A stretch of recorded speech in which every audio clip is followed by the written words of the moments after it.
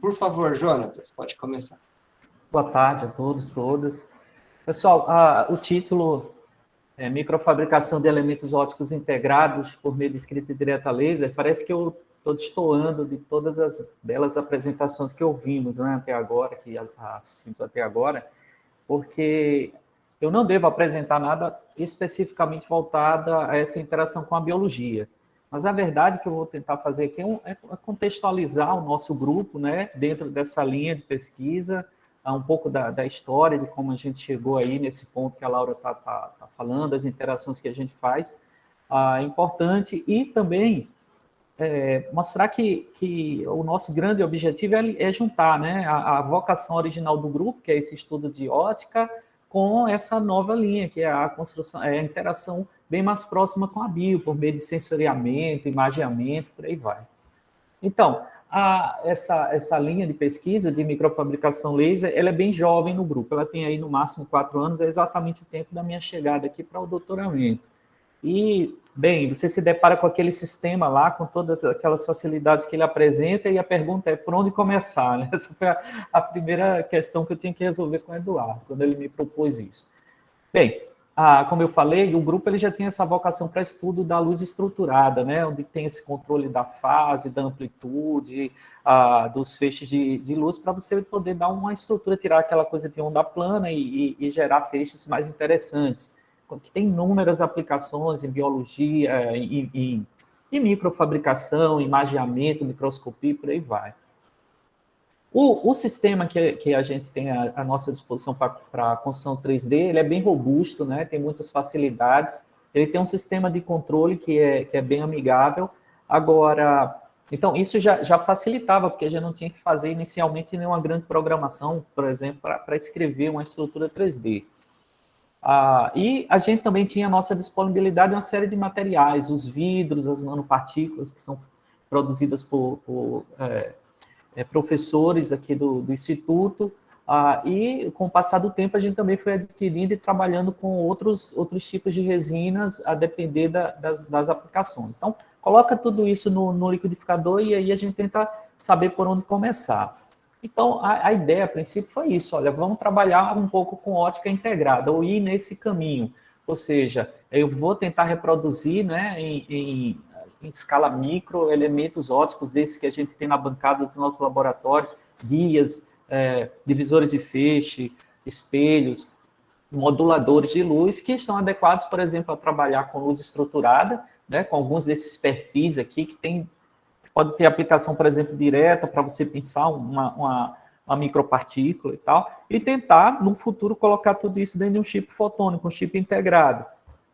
Ora, a depender da aplicação que vai ter aquele chip, aí você tem que ter uma escolha adequada dos materiais, né? Se vai usar um único material ou uma blenda, qual a técnica que você vai usar dentre as técnicas de microfabricação, que elementos ópticos são importantes para, por exemplo, fazer um sensor, coisas desse tipo. Então, isso aí foi toda uma questão né, de aprendizagem, a gente foi passo a passo, foi respondendo essas perguntas até começar a trabalhar de fato.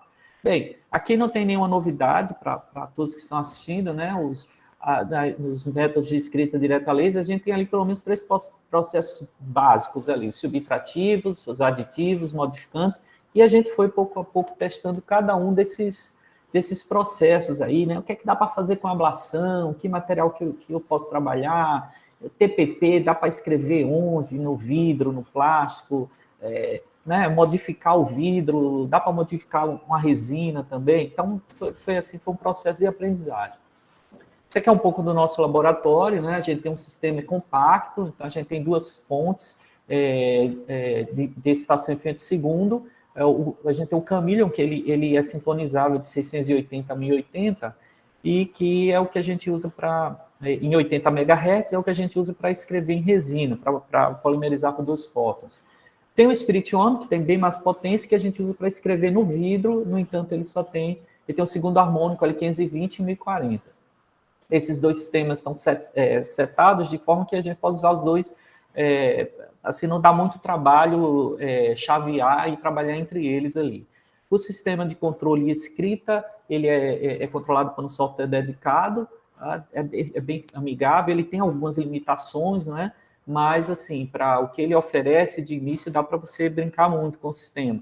E, assim, o que a gente incorporou, tanto para trabalho com vidro quanto para polímero, foi esse Beam Shaper, que é um conjunto de lentes cilíndricas, que elas são adequadamente posicionadas, de modo a você modular aquele sinal, aquela frente de onda gaussiana que chegava lá para a escrita, e no final, a vantagem disso é que você modula o voxel, ele fica mais curto, não é? Isso foi tão interessante para o vidro, quanto a gente também tem utilizado na escrita em polímeros.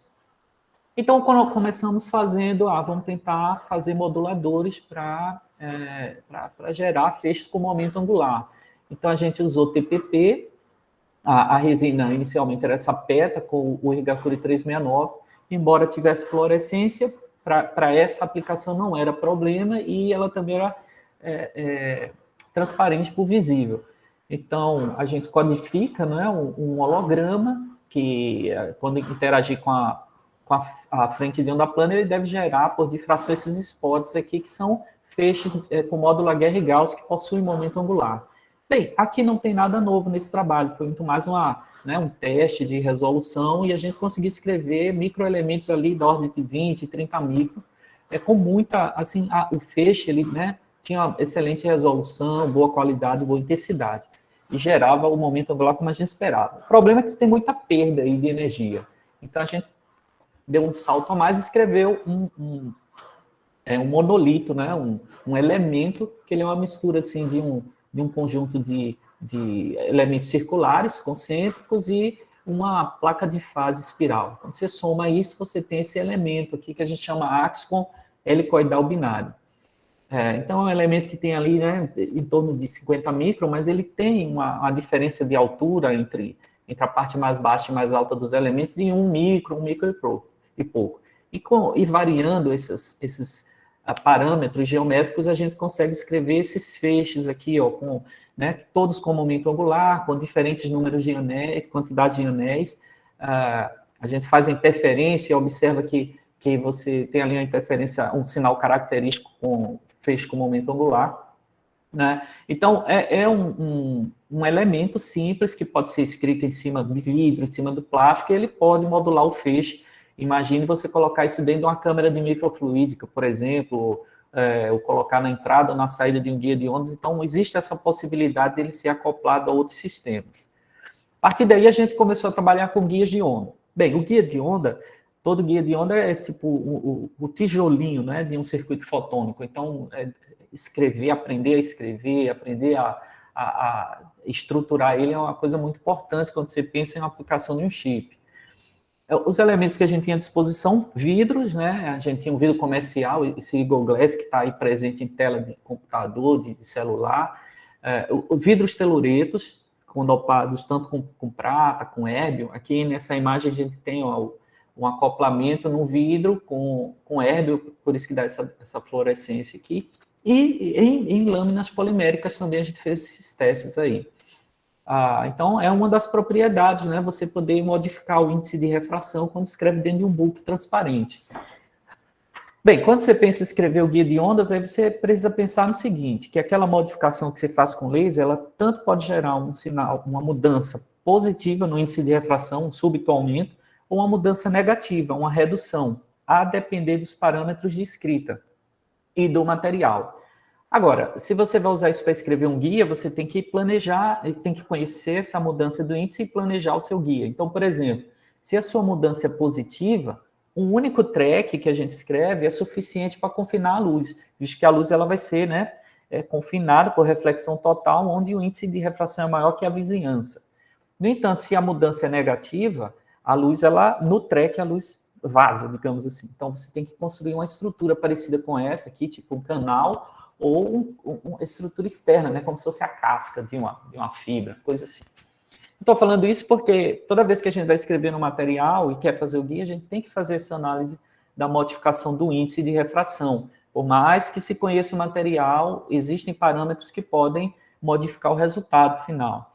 Aqui a gente tem um exemplo, por exemplo, do estudo do índice de refração nesse Eagle, né, é um boro alumínio silicato, E veja que ele tem uma modificação positiva, como esperada, da ordem de 10 a menos 3, mas aqui, ó, nas vizinhanças ele tem uma reduzida bem suavezinha no índice de refração, que impacta na construção dos guias.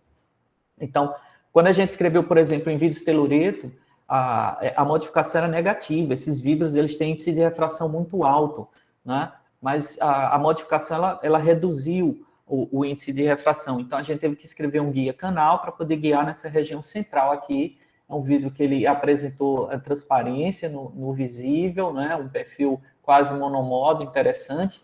Mas como ele era dopado com prata, a prata ela interferiu nas propriedades aí de perdas, por exemplo, no próprio índice de refração. A gente fez aqui um micro Raman sobre, né, em torno de toda essa estrutura e percebeu que o sinal ele era, né, subitamente ampliado aqui na região de modificação, o que nos levou a entender que houve uma difusão dos íons de prata para essa região de modificação. Então, imagine que isso aí, como sensor, né, se você escreve esses guias bem na superfície, você vai ter ali uma trilha que tem, né, uma quantidade maior desses íons de prata que eles podem, que vão interferir no seu sinal Raman, por exemplo, que podem interferir com uma amostra que é colocada ali sobre aquela região. Um outro passo foi escrever guias especificamente para feixes com momento angular. Esses feixes, né, eles são tipo um anelzinho, eles podem ser guiados se você tiver uma estrutura com índice de refração parecido com isso aqui, ó, parecido com um cilindro concêntrico. Então, o que nós fizemos foi um conjunto de linhas paralelas, né, que a gente fazia aqui uma sobreposição até escrever essa estrutura aqui. Aqui é uma imagem de microscópio, e o que a gente observou é que o índice de refração ele ficava com essa cara aqui, ó, e o que a gente tinha era não uma, mas 3 regiões que poderiam guiar a luz. Uma região monomodo aqui central, região intermediária e uma região nas bordas. E nós percebemos, de fato, que era possível guiar esses diferentes modos. Esses modos, a gente entrava com o feixe gaussiano, mas conseguíamos modular a luz e guiar essas diferentes cargas topológicas de feixe com momento angular, a depender da inclinação que a gente dava no acoplamento no guia. Refinamos o método, refinamos a escrita, e a gente agora está trabalhando com esse guia aqui, ó, de 10 micro, a gente tem até um de 8 micro, mas que também acopla modos com mais suavidade, né, e até gerando modos de superposição. Por fim, um outro trabalho que a gente tem feito, e esse, assim, né, a gente entende que são aplicações bem interessantes quando for trabalhar com biologia, escrever o guia dentro de um filme polimérico. Então, a gente tem um filme com PETA, com Higakure 2959, Laura já falou desse material, né, biocompatível, promove adesão, então a gente escreve os filmes por absorção de um fóton, 300, 200 micro, e depois escreve guia dentro deles. E a gente tem o modo guiado, ele é um modo bem suave, monomodo, pequenininho, e com isso a gente pode escrever acopladores direcionais, né? Isso aqui se você quer, por exemplo, fazer um sensor de fase, um sensor que meça índice de refração de um material colocado sobre essa superfície, então você tem que caracterizar bem esses acopladores, e a gente viu que era possível fazer isso nessa plataforma aí. Bem, como perspectivas, a ideia é essa, quem sabe desenvolver um sistema, né, um microsistema para interação luz-célula, não é todo microfabricado por escrita laser, integrar dispositivos ópticos, um microdispositivo óptico, quem sabe é um sistema de microfluídica, né, já tem trabalhos, alguns grupos que eles fazem um sistema de microfluídica e colocam lá um guia de ondas, por exemplo, para imagiar a célula, para contar a célula, mas quem sabe até um guia desses com momento angular poderia ser pensado para pinçar a célula. Bem, e, por fim, integração entre elementos ópticos e elétricos, né? A gente também já, utilizando ablação, consegue fazer uns microcircuitos e, quem sabe, integrar isso com um elemento óptico para fazer um sistema um pouco mais robusto. Bem, foi um pouco da nossa história, um pouco das coisas que a gente tem tentado fazer aqui no grupo e tentar ver se é possível dar esse passo de conexão com o que é feito lá nas ideias de biologia. Bem, pessoal, agradeço, tá?